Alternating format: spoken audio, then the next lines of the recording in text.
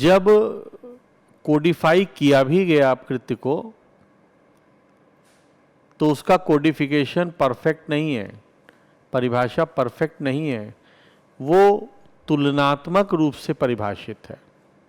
तुलनात्मक रूप से परिभाषित होने का मतलब है कि ये एग्जैक्टली क्या है ये नहीं बताता है। इसने दो बातें बताई।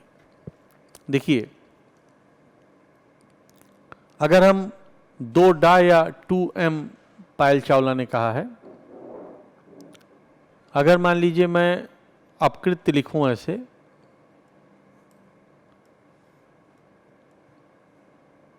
तो एक तो ये सिविल अपकार है,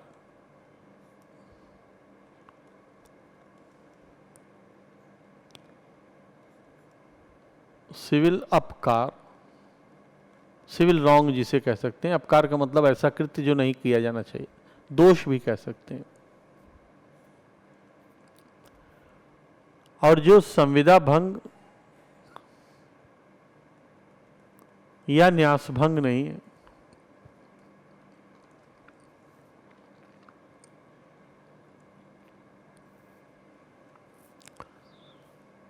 तो इस परिभाषा से और कुछ हमें पता चला हो चाहे न पता चला हो, एक सबसे महत्वपूर्ण बात ये पता लग गई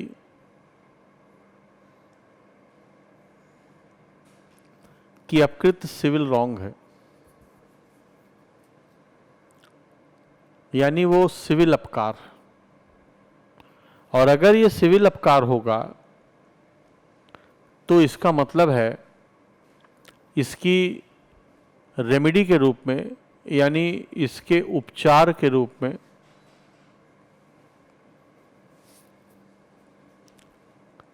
हमको नुकसानी या आप कह सकते हैं क्षतिपूर्ति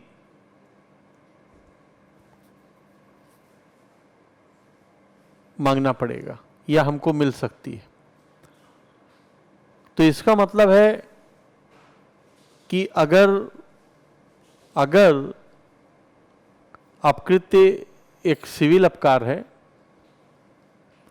और अपकृत्य इस सिविल अपकार के लिए उपचार जो हमको मिलेगा वो नुकसानी मिलेगी, इसका मतलब है कि जब कोई व्यक्ति अपकृत्य करता है तो किसी न किसी व्यक्ति को नुकसानी होती है, यानी क्षति होती है। और उस क्षति की पूर्ति जब कर दी जाती है तब माना जाता है कि उपचार अपकृत्य के संबंध में प्राप्त हो गया है। ये अभी सिर्फ एक बिल्कुल लेमैन या एकदम सामान्य व्यक्ति के लिहाज से अगर हम सोचें तो हम ऐसा कह सकते हैं। ज़्यादा डिटेल में नहीं जाते हैं, सिर्फ बिल्कुल सामान्य व्यक्ति की तरह अगर हम इसको देखें तो। अब जो अपकृत्य है, तो अगर आप इसको इस तरीके से देखें, अगर हम ये मान लें इस अकॉर्डिंग टू दिस डेफिनेशन, चूंकि एकलौता कोडिफिकेशन है हमारे पास, डायरेक्ट की बात मैं कर रहा हूं, इनडायरेक्ट की नहीं, डायरेक्टली जो कह रहा है कि अपकृत्य ये होगा या अपकृत्य का इसका मतलब है या ये। अगर हम एक जनरल ऑब्जर्वेशन करें दोष का, यानी कोई भी व्यक्ति जो इंडियन सोसाइटी में रहता है और वो कोई रॉन्ग करता है,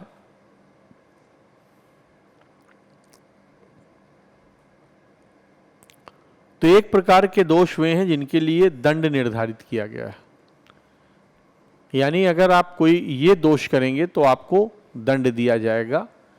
और आप सीआरपीसी की चाहे आईपीसी की धारा 40 या 44 परिभाषा के हिसाब से जानते होंगे कि ऐसे दोषों को अपराध कहा जाता है।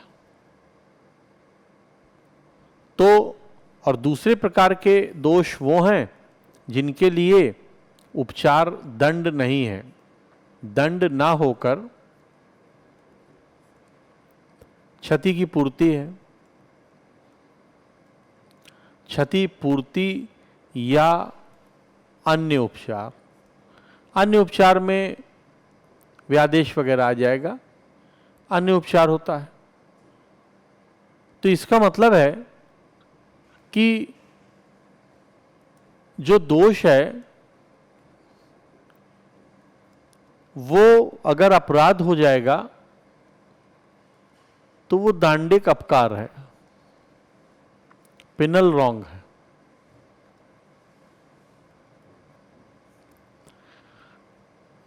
और अगर वो दांडिक अपकार नहीं है लेकिन फिर भी किसी व्यक्ति को कुछ समस्या हो रही है, कुछ हानि हो रही है, तो वो सिविल अपकार होगा।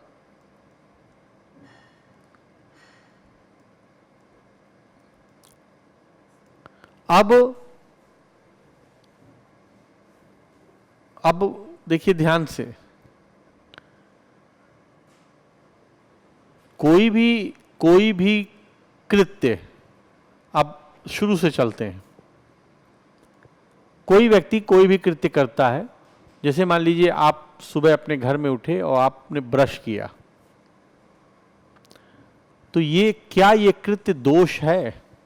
अगर हमको ये तय करना हो ये कृत्य रॉन्ग है, अगर हमको ये तय करना हो तो इसे कैसे तय करेंगे?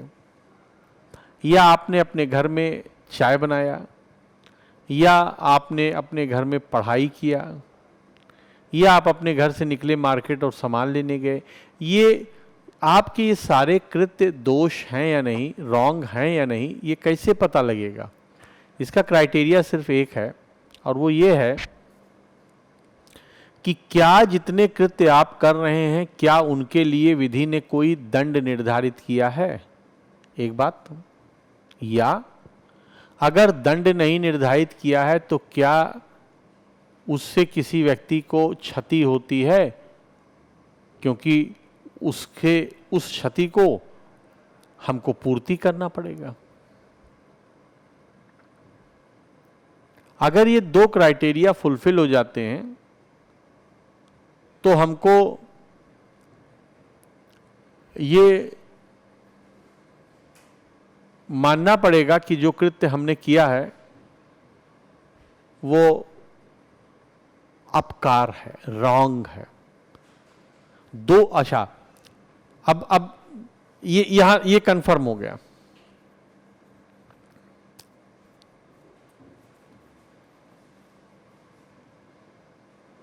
अब हमको ये कैसे पता लगेगा कि मैंने जो कृत्य किया है, बहुत ध्यान से, मैंने जो कृत्य किया है, ए ने मान लीजिए कोई कृत्य किया, उसको ये कैसे पता लगेगा कि मेरा कृत्य अपराध है? क्या कहेंगे आप? How he know? वो कैसे जानेगा कि मेरा कृत्य अपराध है? कैसे जानेगा? देखिए, अगर उसका कृत्य आईपीसी में वर्णित किसी कृत्य के अंतर्गत आता होगा जो कि दंडनीय है, तो वो मान लेगा कि मेरा कृत्य अपराध है। दूसरी चीज, ए ये कैसे जानेगा कि उसका कृत्य सिविल दोष है? ये कैसे जानेगा वो? अगर वो सिविल दोष या तो संविदा भंग होगा या न्यास भंग होगा, वो जान जाएगा।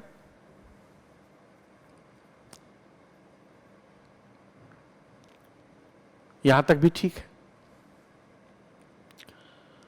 अब मान लीजिए कि आप ये कह रहे हैं कि ए तो पढ़ा लिखा ही नहीं है, उसने तो आईपीसी पढ़ा ही नहीं, या पढ़ा लिखा है तो आईपीसी उसने नहीं पढ़ा है,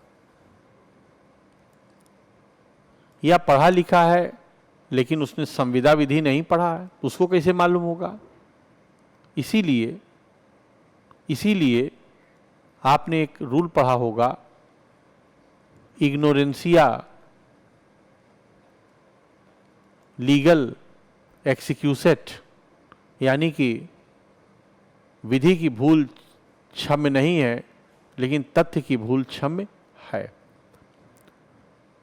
यानी कि हर व्यक्ति को विधि का ज्ञान है, ये माना जाता है।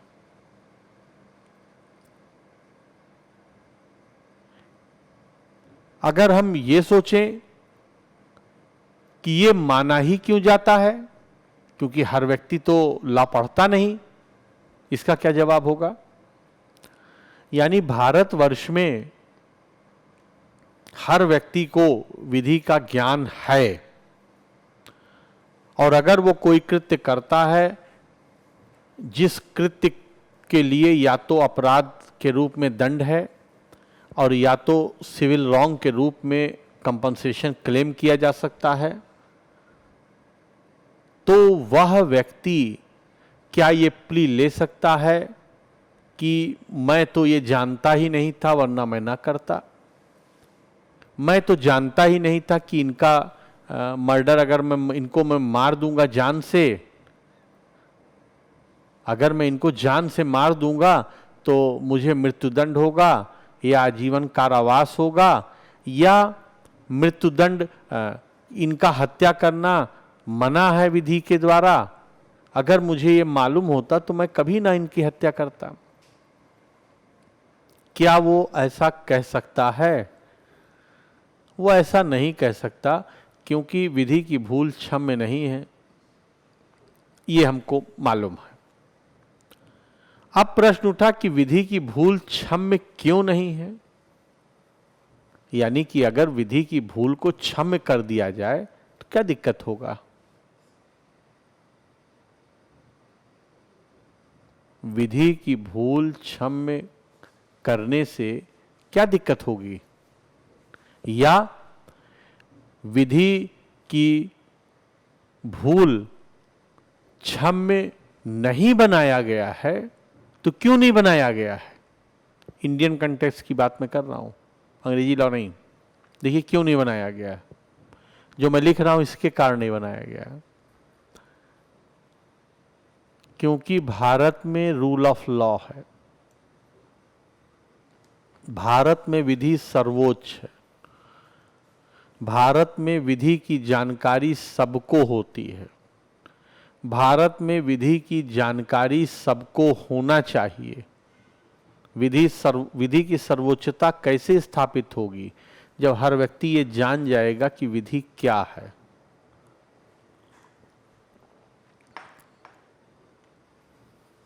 ये भी हमको ठीक लगा कि सही बात है कि भाई विधि का चूंकि शासन है तो विधि सर्वोच्च होगी, सबको जानना ही चाहिए कि विधि क्या है। तब मन में प्रश्न उठा कि सेंट्रल गवर्नमेंट या स्टेट गवर्नमेंट या एग्जीक्यूटिव ऑर्गन कोई भी विधि जारी करते हैं तो आखिर हमको पता कैसे लगेगा कि विधि जारी हो गई? जैसे आज मान लीजिए, जैसे अभी अभी कुछ दिन पहले कंज्यूमर प्रोटेक्शन एक्ट में संशोधन किया गया, बदला गया कुछ लॉ, हमको कैसे पता लगेगा? यही कारण है, इट इज द रीजन, उसको कहते हैं गजट नोटिफिकेशन। यानी जब सरकार के किसी भी अंग को, चाहे वो न्यायपालिका हो, चाहे वो विधायिका हो और चाहे वो कार्यपालिका हो, अगर उसको कोई भी नियम, कोई भी उपनियम, कोई भी विधि, उपविधि, कुछ भी सबको बताना होता है, यानी वो चाहता है नोटिस टू ऑल हो जाए, पूरे भारतवर्ष को पता लग जाए, तो वो गजट नोटिफाई कर देता है। गजट नोटिफिकेशन होने का मतलब है कि वो माना जाता है। और ये बात आपको ध्यान होगा, एविडेंस एक्ट में आपने पढ़ा है, जुडिशियल नोटिस का एक सिद्धांत है। यानी आपने पढ़ा है न्यायिक अवेक्षा करेगा न्यायालय कुछ बातों का, उसमें पहला वर्ग ही है भारत में प्रवृत्त सभी विधियां। वहां भी कंफर्म हो गया, यहां अब देखिए सारे प्रश्नों का उत्तर हमको मिल गया।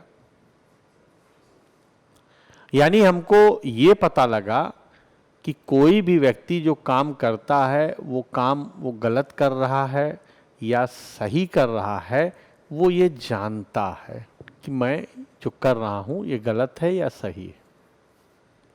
ये तो हमको पता लग गया।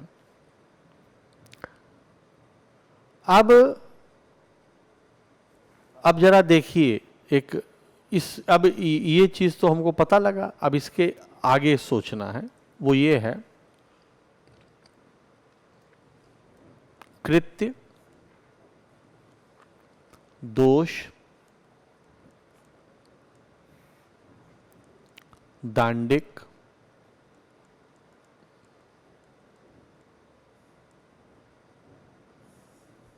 सिविल।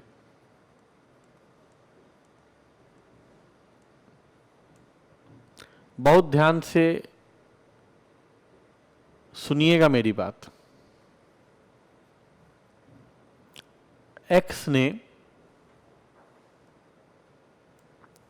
वाई को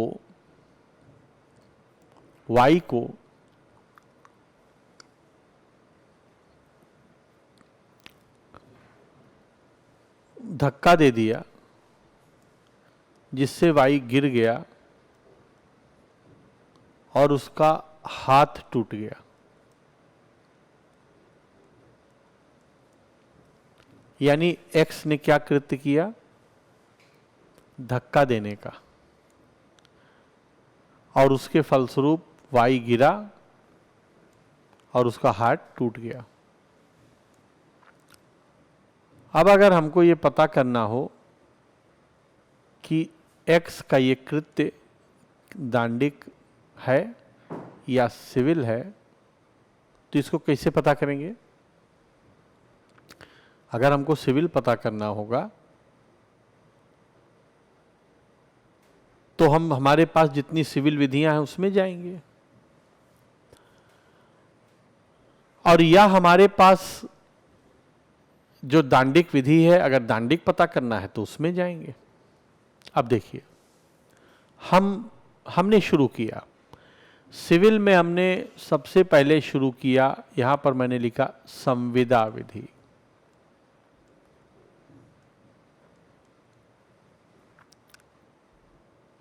अब संविदा विधि में अगर हम जाएंगे तो एक्स धक्का दे रहा है वाई को,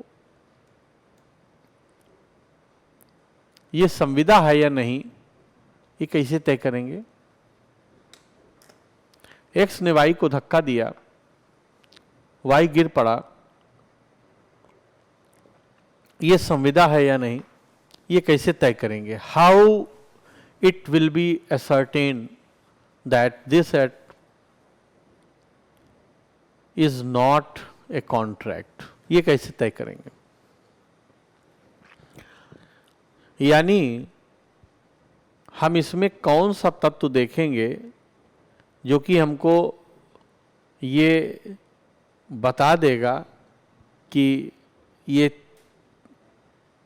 तत्व जो है, हमारे पास जितनी विधि है हम सबको देखेंगे।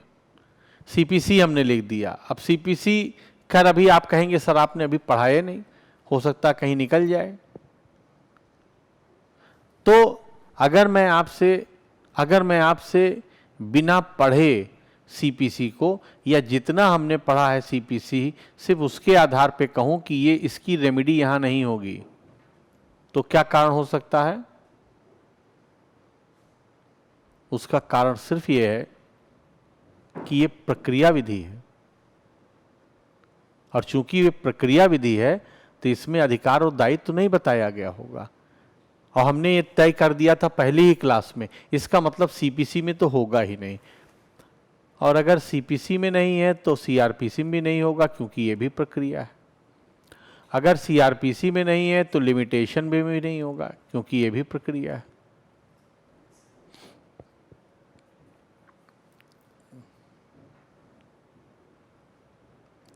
अब हमारे सामने आईपीसी आई। आईपीसी हम कर ही नहीं सकते क्योंकि सिविल लिखा है ऊपर, हमको सिविल ही विधि में रहना है।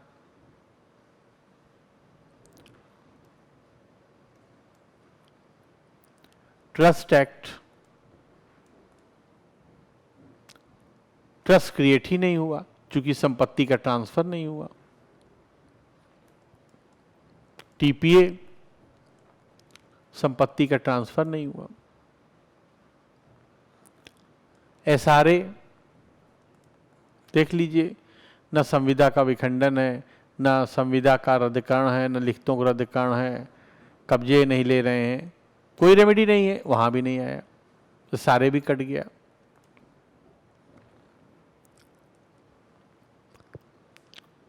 ईजमेंट है ही नहीं, क्योंकि संपत्ति से रिलेटेड होना चाहिए। यहां तो इसके शरीर पर चोट पहुंच रही है। आप मुझे याद करके बताइए कि इस यहां पर मैं ऐसा क्या विधि लिखूं जिससे कि ये आ जाए वहां पे।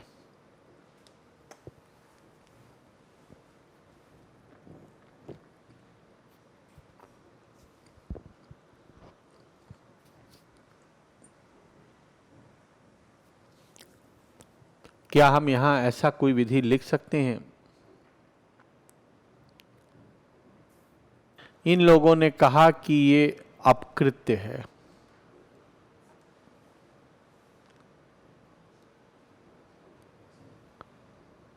और अगर ये लोग ये कह रहे हैं कि ये अपकृत्य है, ये वाला कृत्य,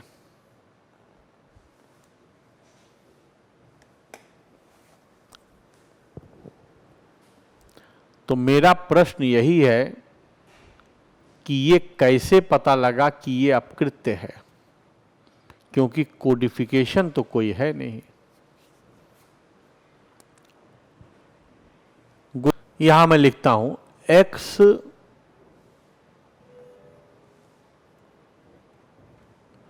एक्स ने, मैं बहुत ध्यान से आप देखिएगा, बहुत ध्यान से सुनिएगा, एक्स ने वाई को एक खाद्य पदार्थ दिया, कुछ बेचा, खाने पीने का सामान,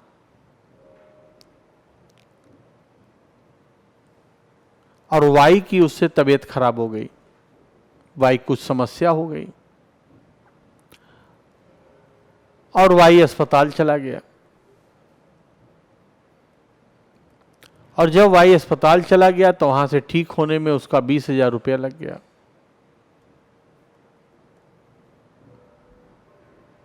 अब वाई ये कह रहा है कि तुम हमारा 20,000 रुपया दो, और एक्स ये कह रहा है कि हम 20,000 रुपया तुमको किस लॉ में दें, अगर तुम हमको ये बता दो तो हम तुमको 20 नहीं 21,000 रुपया देंगे। एक्स ये कह रहा है कि आप हमको ये बताइए कि कौन सा लॉ हमको ये कहता है कि मैं आपको 20,000 रुपया दूं। एक्स ने वाई को एक खाने का एक सामान बेचा अपनी दुकान से, वाई को उससे समस्या उत्पन्न हुई, वाई की तबीयत खराब हुई, वाई अस्पताल चला गया, अस्पताल में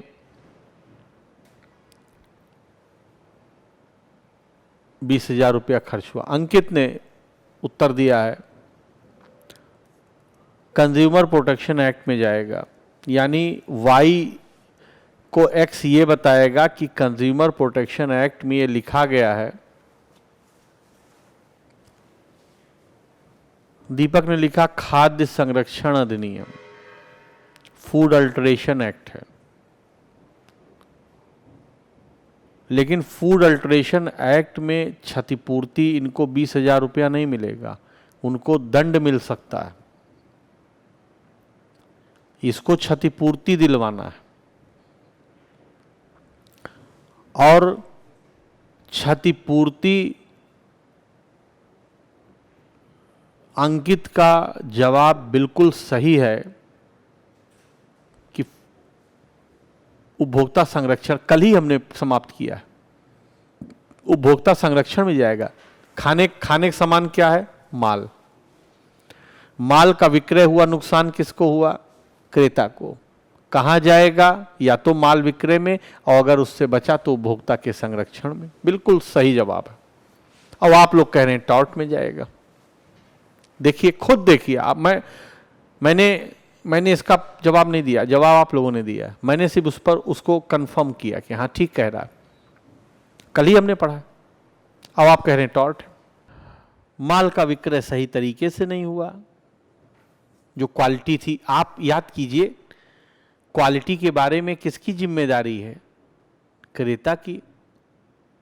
और क्रेता ने अगर विक्रेता को बता दिया हो कि भैया हमको फलानी जिंजर बियर देना, तो विक्रेता की जिम्मेदारी हो जाएगी। तो ये रेमेडी आपको मिली कहां से? माल विक्रय अधिनियम से मिली, टॉर्ट में थोड़ी मिली।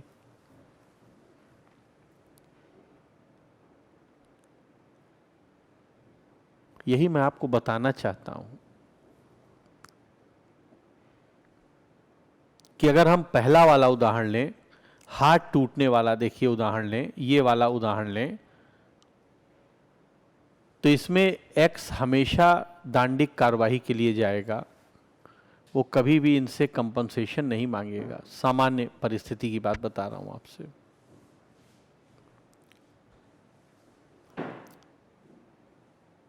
लेकिन वो मांग सकता है।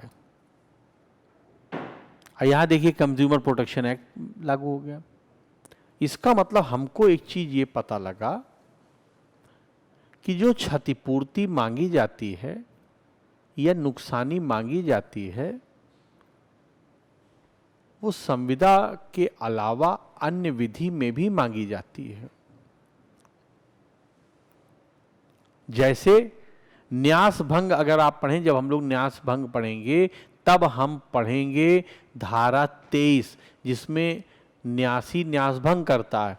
तो उसमें रेमेडी यही है कि न्यास संपत्ति को जितना नुकसान होता है हितग्राही उससे वसूल लेते हैं, जो शायद हमने पहले नहीं सोचा था कि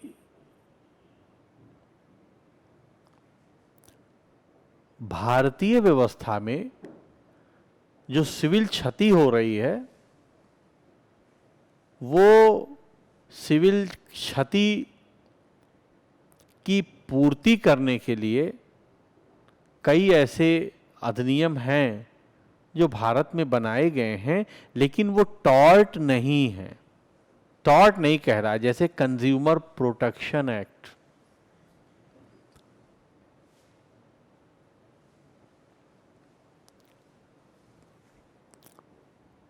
मेरे ख्याल से आप लोगों ने श्रमिक विधियां जरूर पढ़ी होंगी, लेबर लॉस, और इसमें आपने कर्मकार प्रतिकर अधिनियम भी पढ़ा होगा, वर्कमैन कंपनसेशन एक्ट देख लीजिए। इसमें फैक्ट्रीज एक्ट आपने पढ़ा होगा, ट्रेड यूनियन एक्ट पढ़ा होगा, मिनिमम वेजेज एक्ट पढ़ा होगा। ये सारी श्रमिक विधियों के कई अधिनियम हैं, और इन सब में वर्कमैन कंपनसेशन एक्ट में एक्सप्रेस रूप से कंपनसेशन का यूज किया गया है, और बाकी सब में इनडायरेक्टली कहीं ना कहीं क्षति होने पर क्षतिपूर्ति का प्रावधान है। लेकिन ये जितनी विधियां हैं इनको अपकृत्य नहीं कहा जाता है, इनका अलग अलग नाम है। जैसे वर्कमैन कंपनसेशन एक्ट, जैसे फैक्ट्रीज एक्ट, जैसे ट्रेड यूनियन एक्ट, इत्यादि इत्यादि बहुत सारे नाम आप जानते होंगे। तो ना तो इन अधिनियमों के नाम से इनको अपकृत्य कहा जा रहा है, ना इनके अंतर्गत जहां लॉ है वहां अपकृत्य कहा जा रहा है। इसका मतलब फिर से हमको एक नई बात ये पता लगी कि कुछ परिस्थितियां ऐसी हैं श्रमिक विधियों के संबंध में, जहां पर व्यक्ति को हानि होने पर क्षतिपूर्ति दिलवाई जाती है, लेकिन वो हानि अपकृत्य नहीं मानी जाती है, वो हानि अपकृत्य नहीं मानी जाती।